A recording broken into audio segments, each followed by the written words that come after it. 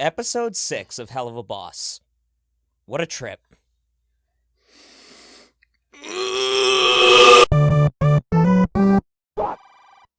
Wowie, what an episode. We learned so much about our boys and the world they live in. We learned what it's like to experience Red Boy Summer. We met Jesse and James of the Dorks. Moxie gets pegged by Millie. Oh! No, holy shit, what a great episode. We clearly are no strangers to nepotism on this channel, because for as much development as we do get from Mox in this episode, Blitz's is always just a great time to exercise those psychology muscles we have in our brains. And I just, this one in particular, man, they hit us over the head with everything we've been wanting to know. Oh god, yeah, and with Blitz's trip especially, like it's so chaotic, and there's just like no clear lack of structure. But it almost sort of reminds me of Pink Floyd's The Wall. I don't know if you've ever seen that, but what an original opinion to have. Yeah, but but I remember watching it, and somebody had mentioned it in a comment, and I actually went back and watched The Wall, and oh my god, like it's like Blitz's trip is straight out of the trial scene. Even from like having like this sort of crunchy British invasion style rock music to having like Mox's British accent and like really just coming at our boy Blitz. Oh, dude, they straight up stole that musical number from Led Zeppelin. Like put Dazed and Confused on and then listen to that scene's soundtrack and you won't you won't know the difference. I swear to God, if you have not heard those songs before. It really is just such a beautiful parallel, and whether that was intentional or not, good on you, Vivzy Pop. I gotta think this whole thing was a reference, but it was a damn good one. Yeah, I mean, Blitz is even a lot like Pink, in my opinion. He's sort of like he builds walls to hide his emotions, and it's a lot of like coping mechanisms to like deal with an obvious traumatic past that we sort of get a little bit of an insight into. He definitely has this fear of intimacy and close interpersonal relationships that we get introduced to in this episode. And that's what we're here to talk about, because my God, we have been saying it for quite some time. Yeah. And now they're saying it along with us. So let's talk about it, man. Yeah, I like that it's depicted through these horrifying portrayals of the characters that Blitz, he sort of has a history with. Presumably they're the people that he fears judgment by the most. And they're pretty harsh in their assessment.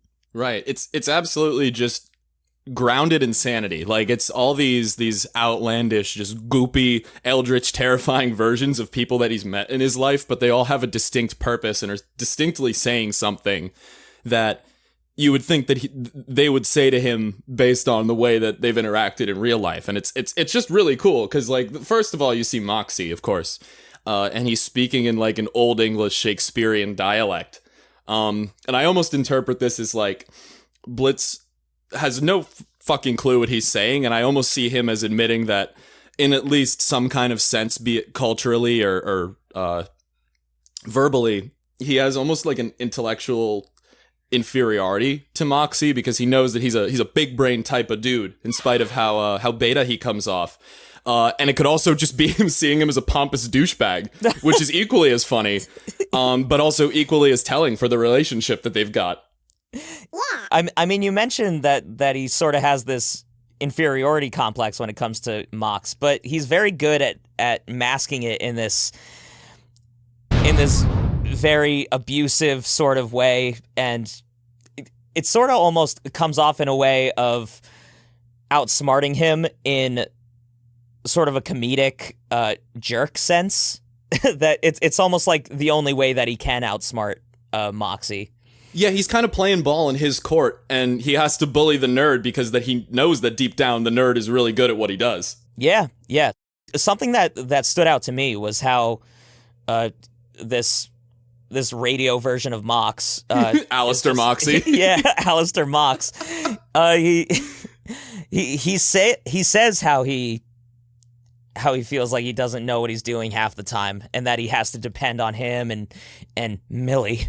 And my clap. Your clap. And he sort of lashes back with, like, I don't need you. I can do this shit on my own.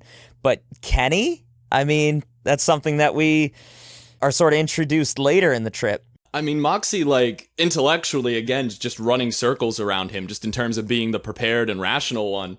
And I think that that's what he's kind of afraid of, and that's why his dream Moxie's talking to him like this. And it's pretty awesome, too, because then directly afterward, he just gets slammed face first into a sit-down with Norman Reedus. Oh! And we're... who pretty much reinforces what Moxie is saying. Like, he doesn't... Like, Blitz doesn't want to do it alone, because Blitz is faced, once again, with this bigger, badder assassin who almost bested him a couple times in the last episode where they fought. And he's talking or Stryker's talking at him, basically, and he's looking up in fear because he knows that he's not a match for this guy because he doesn't have that cold ruthlessness. He's got that emotional baggage that kind of weighs him down and almost kind of lingers over every decision that he makes. He's still kind of looking up to Stryker in this trip in a figurative sense and a literal sense. Yeah, because they're very equal when it comes to like physically, but as far as him having the independence to go be his own thing, I think that there's a little bit of inferiority there as well for Blitz. That like he has to be dependent on other imps and other friends to accomplish his goals. It seems that he's a bit conflicted about the whole situation, which we discuss a lot in our other bits videos. Yeah. Oh, you go watch What Makes Stryker a Great Villain and hit that red button if you haven't already. But you can definitely tell that Stryker's words made an impact. Oh, definitely. He's kind of being haunted by the echoes of his past there. And speaking of his past, we just go back further and further. And we kind of have like a dream version of either Robo-Fizz or the real demon that he's based on. It's kind of ambiguous, but the guy's just running circles around him, which is an appropriate metaphor for the way that he just couldn't keep up with Robo-Fizz in his entertainment career. You know, one of them was always in the limelight. The other one was always getting laughed at for the wrong reasons or just not getting laughs at all. I also like that it's a small window into his past life as an artist, as opposed to being this boss that we know now. But as Fizz says, like, he couldn't hack it being alone, which again brings back the point that we mentioned with Stryker, that having all these prominent figures that you look up to in your past come at you all at once and tell you that you're not good enough and you can't do things independently. It definitely brings Blitz to an overwhelming point of despair and fear. And the fact, too, that all of these characters kind of have this overarching way of coming at his insecurity about being alone while also presenting it through the lens of their own career choices or their own relationship to him. It kind of really hammers home that, like, hey, man, this is probably your biggest issue. This is probably the thing that caused you to fail, not only with your career endeavors, but also with your interpersonal relationships. And speaking of, my God, I think my favorite scene in the episode's got to be the one where he's confronted by like this past dream version of his ex, Veraska, who, aside from being one of my favorites for the obvious reasons, because horny is my class. But it's so symbolically powerful for him because I think the imagery is just really, really strong in this one. You know, you see the body language of both of them. They're like on the floor, like she's like approaching him. He's crawling backwards, almost like in fear. But I really like the way that they kind of throw like a film glitch over the scene. And if you're looking at it from just the right angle, it almost looks like he's tearing up. You see like kind of like that RGB like contrast kind of like flipping up, and like the blue is under his eyes. So you could almost interpret it that way from an artistic point. Oh, wow. And I mean, it leads me to believe that there was a lot more to their relationship and a lot more pain in particular that he probably caused because of his fear of getting close to people. Like, we can definitely see on her, it's no secret that her mascara's runny. She's not in a very high place physically or emotionally. And you can see that, you know, that telltale heart tattoo on her right shoulder. You're not allowed to see that. I think they did that intentionally with the angling because I think in the past that was his name, man. Oh! I'm just going to say it. Blitz clapped. Oh, fuck yeah. And she was clapped for him. And per claps, their relationship their relationship wasn't as artificial as it seemed in episode 3. Perhaps, indeed. We know not, but I think we get a little insight into it, and we see how genuinely just distraught he is when faced with what he did to her. Yeah, and it really reinforces his fear of intimacy and being emotionally vulnerable. The fact that we're only seeing now that he probably cared for her. Oh yeah. He's very good at hiding the fact that he cares for others. Throughout the past couple episodes, you get no inkling that he gave a shit about Veraska at all. Mm-mm. But seeing how intensely she comes at him, it really shows that he wanted to be vulnerable around her and just couldn't. Mm-hmm. Hell hath no fury like a woman scorned, and all those lazy-ass insults had to come from somewhere, I gotta say. I gotta tell you, man. They were just going at each other to go at each other, and oh, yeah, it's definitely made clear in this flashback. Yeah, so he has to be cold and hurtful towards those types of people, because he can't live with the fact that he's hurt these people, but he also doesn't want to be hurt himself. So yeah, he's been hurt by his pride's been hurt by Fizz and Stryker, and his actions and his distance have hurt Veraska and now Moxie too. And I think he's afraid of this cycle continuing that has made up his entire bulk of his past. And then it kind of transitions nicely into the angelic staircase that leads up to our boy Stolos, who, oh my God, the symbolism here is just, and he's got the golden feathers, the staircase leading up to heaven. Clearly, this man is on a pedestal in his mind. And he gets those chains attached to his neck because he's scared of being chained to somebody, because that would mean that he'd have to open up. Like, wow, big whoop. That's probably what they intended. But it is great to see that reinforced, what we've been speculating on for a little while. And I think it's kind of also a neat touch that I didn't notice this the first time we were watching, but he slowly goes from like old circus clown Blitz into the Blitz we know today. Like he reverts back to like his old design, his clothes that we're aware of him wearing in all these episodes. And it almost kind of symbolizes like he wants to leave the past behind him as he's willingly moving toward this person that he's chained to. You know, he's clearly not being dragged. There's definitely a little pull, but it's not like a get over here and then he's just up the stairs. Yeah. You know, there's two sides to this. It's a very literal sense of the truth will set you free. Yeah. They go through this whole truth bomb serum bullshit to come out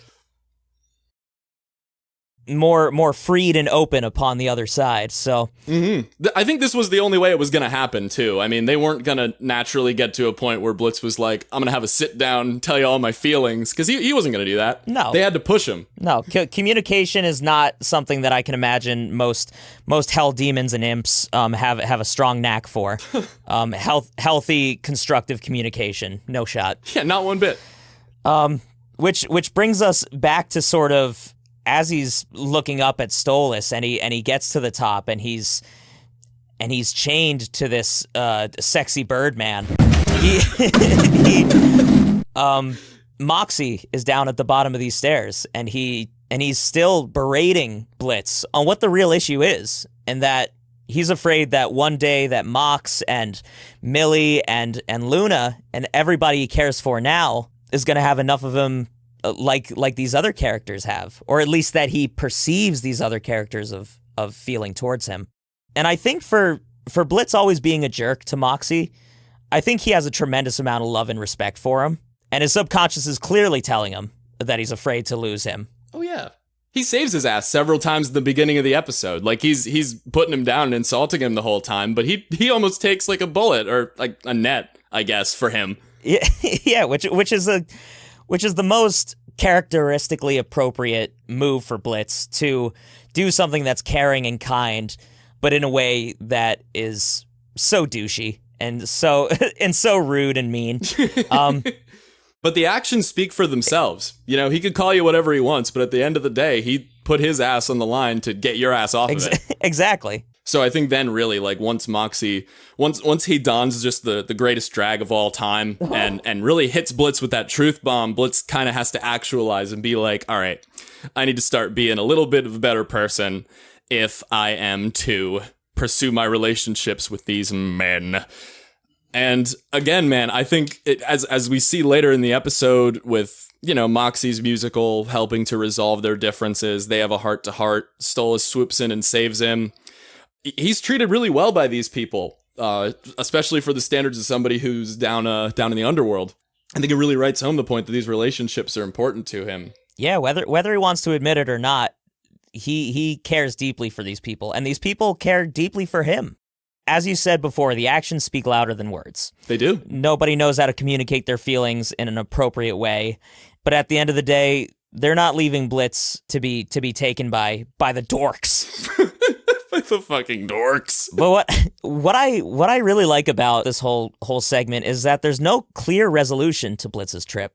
And it sort of shows to me that the issues that he confronts, they're not as easily defined, and there's still a lot of room for growth, and that he's not done with these issues, which means we're not done with these issues. Oh, not at all. Psychological issues that are so deep-rooted are not getting solved in just a quick musical number. You know, it takes more than that, and it takes work, and it takes that perseverance on his end. And I think it was important that we touched mostly on Blitz's trip because, of course, we have been talking about it since before it happened. But also, in at least from my point of view, Moxie's trip mainly serves to enforce Blitz's in more of a verbal, this is more right in front of your face sense, and to kind of give more of that feel good, like here's a potential resolution or a way they can work towards improving their dynamic after all of this fucked up shit with Pink Floyd and Led Zeppelin is going on. Yeah, I agree. I think that Mox is able to tackle his demons pretty quickly while also almost chaperoning Blitz through his own. Yeah. Mox's problem is basically just, oh, I'm a beta. And Blitz's problem is just... But we know how the story ends. In the end, they reconcile. And Blitz finally gives Mox the praise that he's been hoping for. And he allows himself to be slightly vulnerable. If only for just a moment, he allows himself to sort of break down that wall and have a moment of clarity and sincerity with his pal, Moxie. And gosh, the way that they sort of wrap up that entire trip scene with such a nice, neat little bow, they have this little exchange that I think, in my opinion, is one of the most wholesome moments of the entire show. They exchange with this. You shoot and kill good, you escape things easy, you can be strategic and cold-blooded when you need to, and don't expect any more compliments, I'm maxed out. Thank you, sir. You know my name. Use it. Thanks, Blitz.